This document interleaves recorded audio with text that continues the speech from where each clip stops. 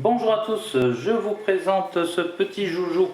Donc vous avez ici une étiquette OFC, mais OFC n'est bien sûr que l'importateur et le distributeur de cet outil de fabrication tout à fait chinoise.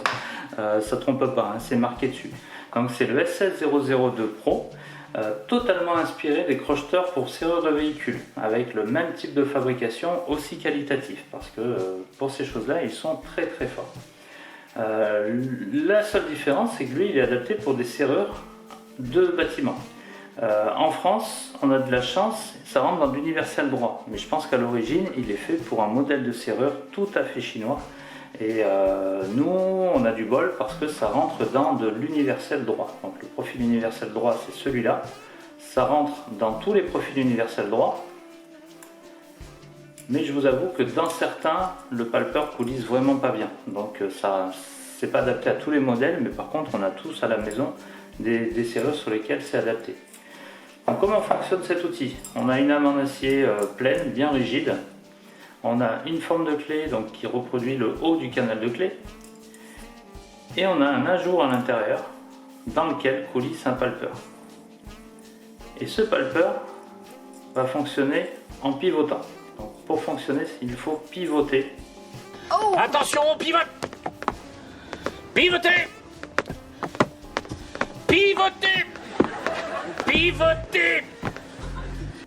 Et on a un entraîneur intégré qu'il faut pivoter aussi. Pivotez. Pour créer la tension d'entraînement. Sur ce palper très très fin, un petit bouton de préhension, ce que j'appelle un ardillon. Un ardillon qui va coïncider avec des numéros et des hauteurs.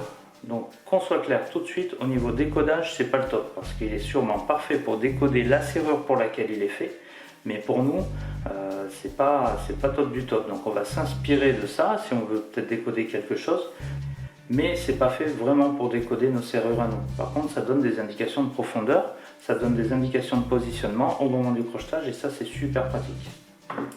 Il est fait normalement pour des cylindres avec les goupilles tête en bas, puisque c'est comme ça que sont fait beaucoup de serrures à l'étranger. On est plutôt l'exception en termes de sens de goupille. Donc pour l'instant, je vais commencer en mettant un cylindre à l'envers. Il faut savoir aussi que c'est le sens normal pour nous, les verrous et les serrures en applique. Donc une fois l'outil en place, on s'aperçoit qu'il a un peu de jeu, toujours pour la même raison. C'est pour ça que quand je vais l'entraîner, je vais à la fois créer une tension de rotation, mais à la fois l'entraîner un petit peu en le plaquant. Et là, ça bouge plus trop. Le principal, c'est que le palper soit très libre. Et le palper, eh ben, je vais très rapidement sentir le dessus des goupilles. Et je vais voir si c'est plutôt aligné avec un des positionnements. Comme c'est du positionnement qui a à voir avec un modèle de serrure et que nous on va ouvrir plusieurs modèles de serrure qui peuvent avoir des positionnements différents même si la forme d'entrée de clé est la même, tantôt je vais être un petit peu en avant du chiffre, comme ici je pense, je suis un petit peu en avant du chiffre, tantôt je vais être un petit peu en arrière, tantôt je vais être pile dessus. Donc là je cherche le positionnement de la première goupille, il se trouve que je suis un petit peu en avant. Et on sent super bien les placements. Et donc je vais progresser dans mon crochetage, généralement en suivant les déclics, jusqu'à obtenir une ouverture. On va crocheter complètement différemment d'avec un pic. Avec un pic, il faut s'imaginer à l'intérieur de la serrure. On va dire tiens là je suis à la première, à la deuxième, à la troisième. On va essayer de ne pas perdre là où on en est.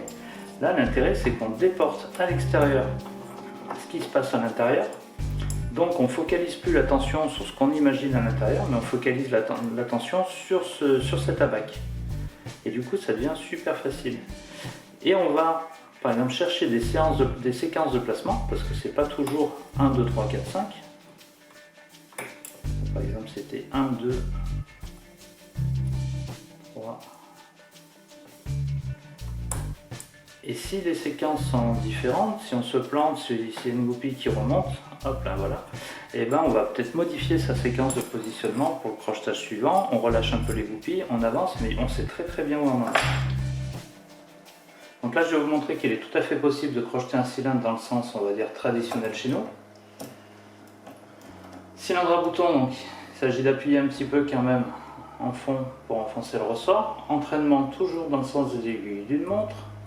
Et après j'ai deux solutions. Soit je vais aller regarder les graduations ici. Et je suis un peu contorsionné. En plus on voit mon double menton, c'est pas terrible. Soit je le fais à l'aveugle. En fait c'est pas très compliqué de savoir où on en est avec un outil comme ça. Parce que même sans voir les graduations, on sent quand même bien les goupilles, on sent quand même bien l'écran, on sent quand même bien les placements.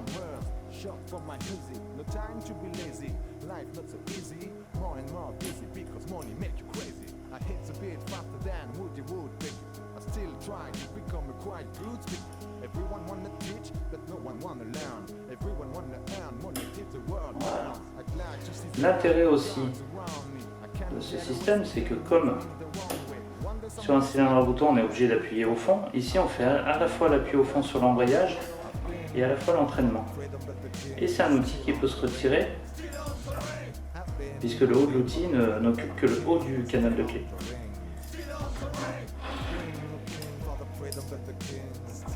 Bon, je peux tout à fait en ouvrir d'autres sur le même principe.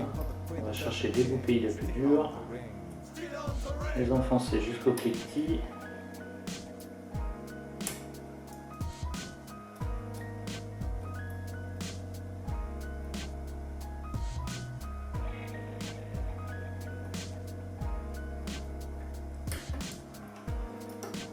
Et ça se fait pas tout seul mais pas loin. Voilà, donc on a là un outil qui va vachement bien, qui est sympa, c'est pas des serrures transcendantes non plus, mais c'est une nouvelle façon de les crocheter.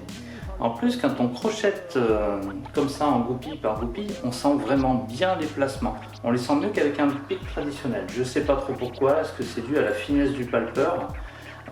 J'ai remarqué la même chose sur les serrures de voiture. Une serrure de voiture peut aussi souvent se crocheter au pic traditionnel, hein. C'est entraînement et paillette par paillette. Ça se fait pas très bien, mais ça se fait. Par contre, on a beaucoup moins de ressenti qu'avec les outils spéciaux d'ouverture pour serrure de voiture. Et bien là, il se passe la même chose. On a beaucoup plus de ressenti avec ce pic-là qu'avec un pic à la main. On pourrait dire que sur un cylindre comme ça, c'est un joujou, mais sur un cylindre très spécifique comme le HLV5 par exemple, ça pourrait devenir un vrai outil.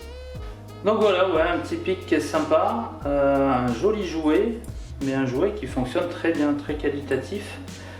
Il faut savoir que c'est nouveau dans le monde du bâtiment. Ils ont par exemple développé un outil, un concurrent a développé un outil pour le TESA TE5. Et ça c'est pas mal parce que si jamais leur prenait l'idée de le faire pour des serrures bien de chez nous, ça pourrait être intéressant parce que le TESA TE5 ou par exemple le VHV5 sont des cylindres toujours assez difficiles à crocheter en goupille par goupille. Et ce système exacerbe les placements. Donc on sait vraiment mieux où on en est qu'avec un pic traditionnel. Mais c'est un chouette outil d'ouverture qui sera adapté à un grand nombre de situations et qui peut vous sauver la vie si un jour vous avez un cylindre qui est tourné vers le bas, qui n'est pas évident d'accès, qui est un peu contre un mur. Et bien avec ça, on augmente quand même pas mal ses possibilités d'ouverture. Voilà, si ça vous a plu, likez, commentez, partagez et abonnez-vous surtout. À bientôt!